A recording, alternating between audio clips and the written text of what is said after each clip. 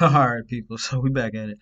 So Rory and Mal responded to Joe Budden, and from my take from their response, it was about an hour long podcast they did, and my take from it is that Joe Budden, like I said before, he's on that big red Suge Knight dollar bill shit. Now he's not exactly like on that Suge Knight tip. He's more of like P Diddy finessing tip, as far as undercutting the guys that work with him out of their cash or whatever. So Roy was talking about, hey, there were these mistakes that accountant was making. So in our contract, we're percentage based. So that means that we have to look at the books quarterly so we can see how much our payout should be.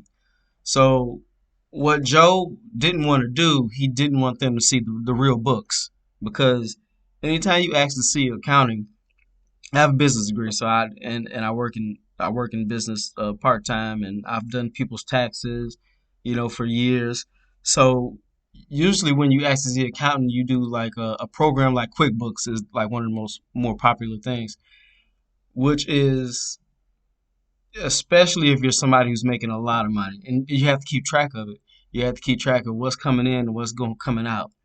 So they allegedly Joe sent Rory and Maul Excel spreadsheets, which don't tell the full picture. They could be tampered with. They could be adding or removing anything up out of there.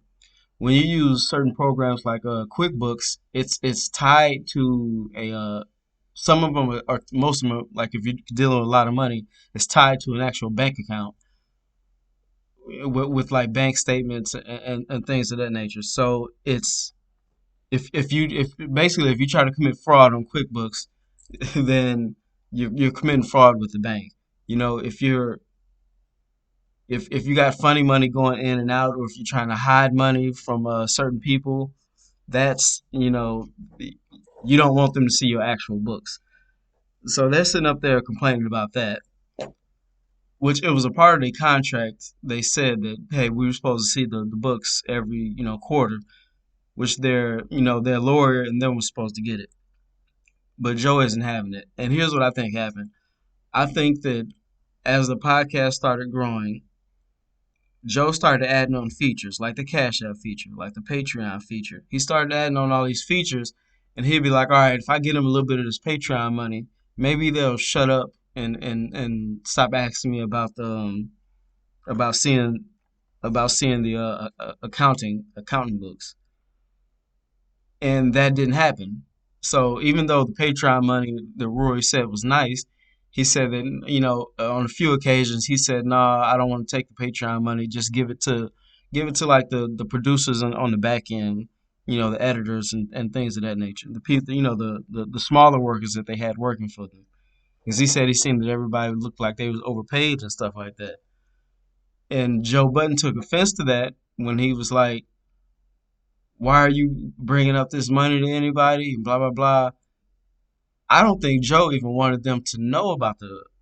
I don't think Joe wanted them to know how much the Patreon was actually pulling in. It was Joe's. It was Joe's partner or attorney or something like that that was actually paying Rory and Maul from the Patreon accounts and Cash App accounts. I think like that. So when Joe sent up, when anytime you got a company and you're introducing new ways to earn revenue for that company. Anybody who's under contract with that company has the right to renegotiate. It's just like say if you created a song in 1993 and in 2002 somebody in a video game world wanted to use that song inside the game. The record company just can't get paid. The record company still has to pay the artist for that, and they have to renegotiate that tactic because that way of revenue wasn't around where the original contract was constructed. So that's when you go back and renegotiate. So what Rory and Maul should have did, every time Joe tried to enter a new feature into the program to earn revenue from the show, they should have renegotiated like, hey, all right, You started this Cash App thing.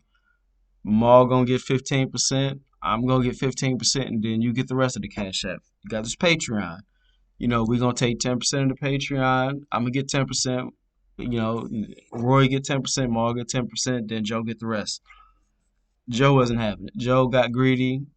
Joe, I believe that Joe was doing some type of backhand stuff, backdoor deals, and he didn't want them in on a lot of these deals.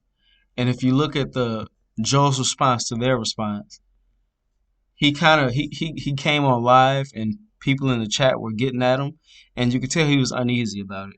And he was saying, "What accountant made a $400,000 mistake? That's not true." Blah blah blah. Now all this is easy disproven. So now if Rory comes out and if he's allowed to share the email about the $400,000 mistake, then we know Joe's a flat out liar and he's on some crazy shit and he's just trying to he's basically being greedy in my opinion. When people start getting a lot of money, he's probably making more off this money consistently than he was when he was a rapper. Now, he had like one big mega hit, but the only thing that stopped him from you can even call Joe a one hit wonder. But Slaughterhouse kind of revived his rap career, and I believe it was the podcasting that actually revived his rap career because if it wasn't for him like being on YouTube and loving hip hop, you know, who was gonna be checking out for his music? That's why he had to join a group because nobody really was checking out for his music alone. But yeah, let me know what y'all think. Make sure you like, subscribe. It's getting more interesting by the day. Peace out.